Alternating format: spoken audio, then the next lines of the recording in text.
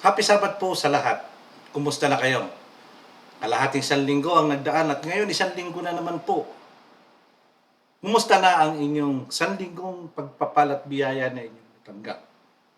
Sa gabi pong ito ay pag-uusapan po natin o itutuloy natin ang pagbabasa sa aklat ng Genesis. Ano po, napakaganda ng istorya nung nakaraan. At ngayon ay siguradong mas maganda. Bago natin simulan, tayo po muna ay manalangin. Ang maraming Diyos sa langit, salamat po sa inyo. Salamat po sa biyaya at pagpapala na lagi at patuloy niyong pinagkakalob sa amin. Sa buhay at kalakasan na patuloy niyong pinapahiram sa amin. Maraming salamat po.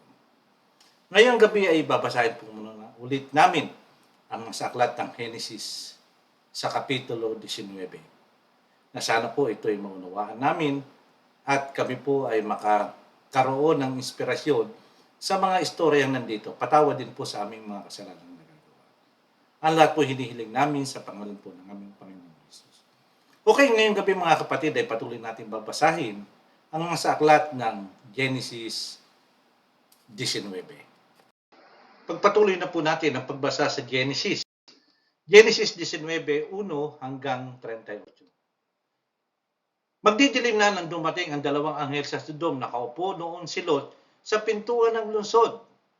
Pagkakita ni Lot sa kanila, tumayo siya at sinalubong sila. Pagkatapos yumukod siya sa harapan nila bilang paggalang at nagsasabing, kung maaari po dumaan muna kayo sa bahay ko para makapaghugas kayo ng paa ninyo at dito na po kayo matulog ngayong gabi. At bukas na lang kayo umaga magpatuloy sa paglalakbay ninyo. Pero sumagot sila, huwag na lang, doon na lang kami matutulog sa plaza ngayong gabi. Pero pinilit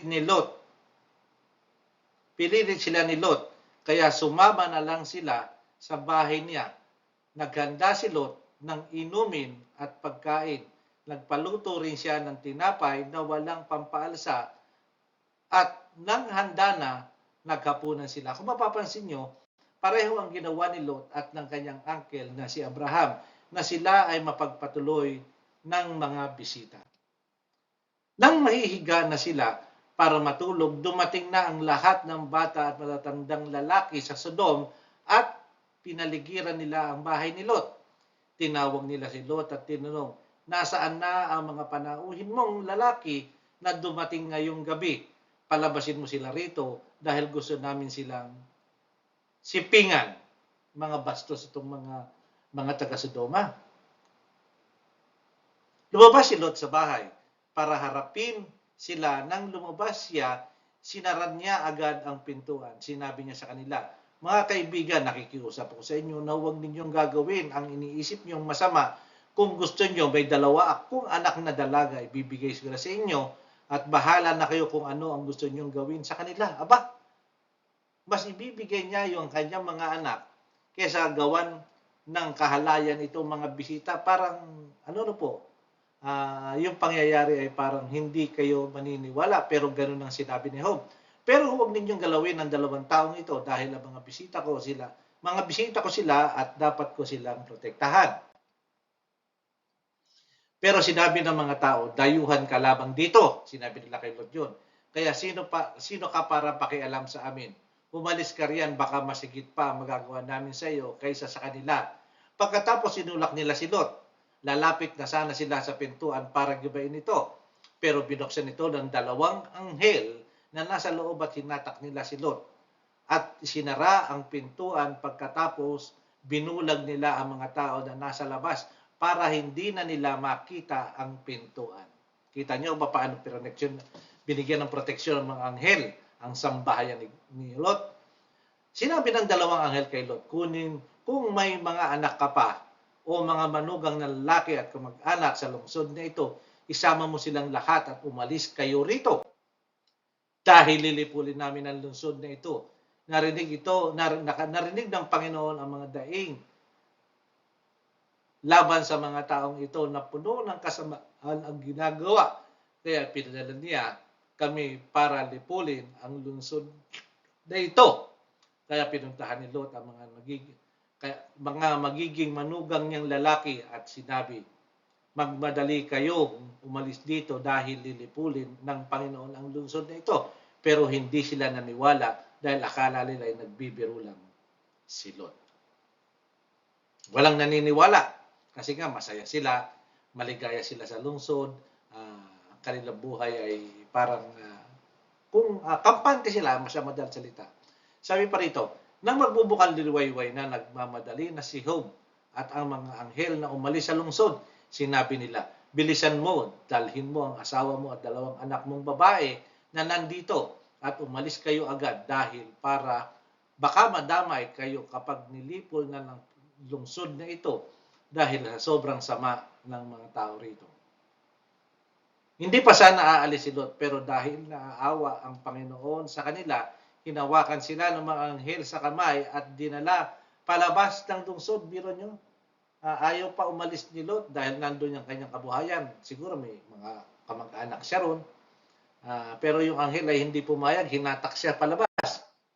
Nang nasa labas na sila, sinabi ng Panginoon, tumakbo kayo, huwag kayong lilingon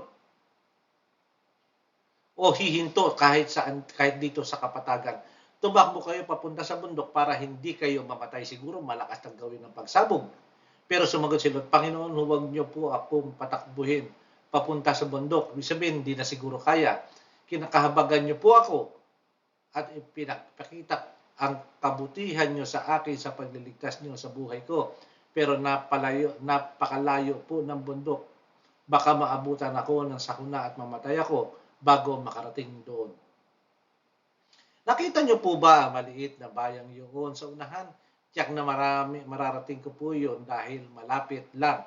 Maaari po bang doon na ako pumunta sa maliit na bayang yun para maligtas ako? Sumagot ng Panginoon, oo, papayag ako sa kahilingan mo, hindi ko lilipulin ang bayang yun. Sige, tumakbo kayo roon dahil wala pa akong gagawin hanggat hindi pa kayo nakararating doon. Ibig sabihin po, proteksyonan ng Diyos yung maghanap. Ang bayang yon ay tinatawag na Zoar dahil maliit ang bayan iyon. Nakasikat na ang araw nang dumating sina Lot sa Zoar. Biglang pinaulanan ng Panginoon ng lagablab ng asupre ang Sodom at Gomora. Nilipol ng Panginoon ang 2 lungsod at buong kapatagan. Namatay ang lahat ng nakatira doon, pati na ang lahat ng tanim. Lumingon ang asawa ni Lot, kaya ginawa siyang haliging asin. Kinaumagahan, dali-dali pumunta si Abraham sa lugar kung saan siya nakipag-usap sa Panginoon. Minasdan niya Sodom at Gomora at ang buong kapatagan. Nakita niya ang usok sa pumapaytaas mula sa lupa na parang usok nang nagmumula sa isang malaking horno. Inalala ng Diyos si Abraham nang lipulin ng Diyos ang mga lungsod sa kapatagan kung saan nakatira si Lot. Iniligtas niya muna si Lot para hindi ito mapahamak. Dahil natakot si Lot na tumira sa Zoar, lumipat siya at ang 2 niyang anak na dalaga sa bundok at tumira sila sa kuweba.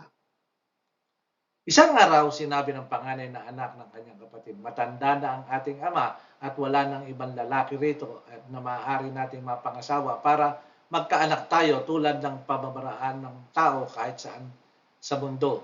Mabuti pa ang painumin natin ang ating ama ng alak hanggang sa malasing siya pagkatapos sumiping tayo sa kanya para magkaanak tayo sa pamamagitan niya. Tanyo ang isip ng 2 anak niya. Kaya ng gabing iyon, nilasing nila ang kanilang ama pagkatapos sumiping ang panganay na anak ng kanyang ama. Pero dahil sa sobrang kalasingan ni Lot, hindi niya namalayan kung ano ang nangyayari. Kinabukasan, sinabi ng panganay sa nakababata niyang kapatid, sumiping ako kagabi sa ating ama at ngayon gabi muli natin siyang painumin ng alak hanggang sa malasing siya at ikaw naman ang sumiping sa kanya para tayong dalawa ay magkaanak sa pamamagitan niya. Kaya ng gabing iyon, muli nilang nilasing ang kanilang ama at ang nakababatang kapatid naman ay sumiping sa kanya. At sa sobrang kalasingan, hindi rin niya namalayan kung ano ang nangyayari. Sa ganong paraan, nabuntis ang 2 anak ni Lot sa pamamagitan niya. Dumating ang panahon ng anak na ang panganay ng isang lalaki at pinangalanan niyang Moab. Siya ang pinagmula ng lahi ng Mobita. Nanganak din ang nakababatang kapatid na lalaki at pinangalanan niyang Ben-Ami. Siya ang pinagmulan ng lahi ng Amonita.